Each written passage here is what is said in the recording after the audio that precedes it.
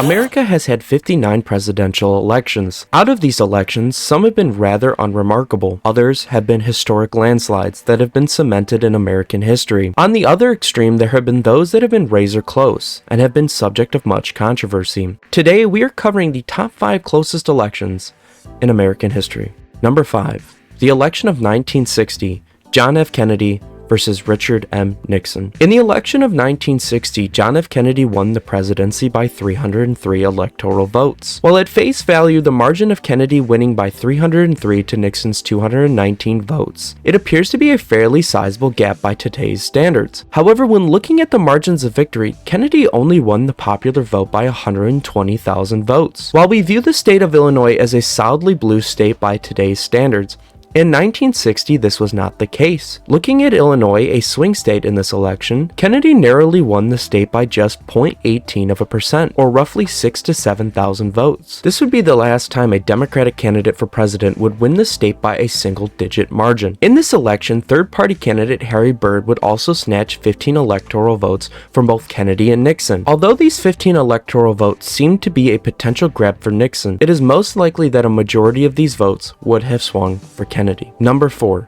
The election of 1880, James Garfield versus Winfield Scott Hancock. The election of 1880 saw the largest voter turnout in American history. 79.4% of voters would turn out for this election, while James Garfield won the election by 214 electoral votes to Hancock's 155. Garfield only won the popular vote by a margin of 0.11, the smallest popular vote margin of victory in American history. The state of New York, which was a swing state in this election, went to Garfield by just 21,000 votes. In an interesting comparison, both candidates won an even split of the states. Each won 19 states. However, Garfield won due to his majority in the Electoral College. Number 3.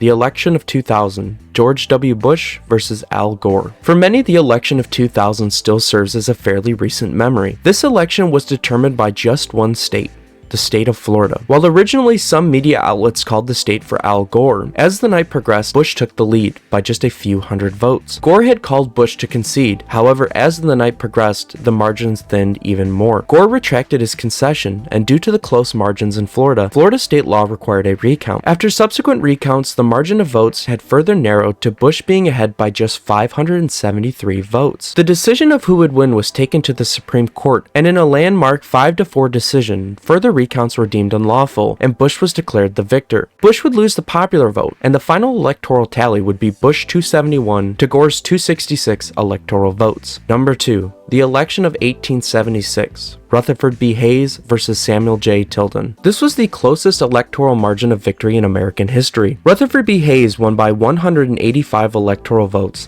to Tilden's 184 electoral votes, a difference of just 1 electoral vote. The state of Oregon was a swing state in this election. Hayes carried the state by 1,057 votes. In the state of Florida, South Carolina, and Louisiana, Democrat and Republican overseers watched recounts take place, and dozens of ballots were discarded over fears of illegitimacy and voter fraud allegations. In Florida, Hayes was ahead by just 43 votes. However, after the recount, Tilden took the lead by 94 votes. After numerous ballots were rejected by the returning board, Hayes took the lead by roughly 1,000 votes. Due to neither candidate holding a true majority of the votes, the victor would be determined by Congress. An electoral commission had been set up by Congress to vote on who the victor would be. In the end, Hayes would win. Rumors and speculation have said that Hayes won by the corrupt compromise of 1877. This deal is speculated on because no true written evidence actually exists. Historians say it consisted of material such as Hayes agreeing to withdraw federal troops from the South to end Reconstruction. In reward, he would win the presidency. However, a hole in this argument is that it is often argued that regardless of whichever candidate won, both would have removed troops from the South due to the ever-increasing unpopularity of Reconstruction. Hayes would take office, and his legacy would always be associated with the nickname Rutherford because of the speculated corruption behind his victory. Tilden and his supporters would continuously deny the election results for weeks, months, and even years. Number 1.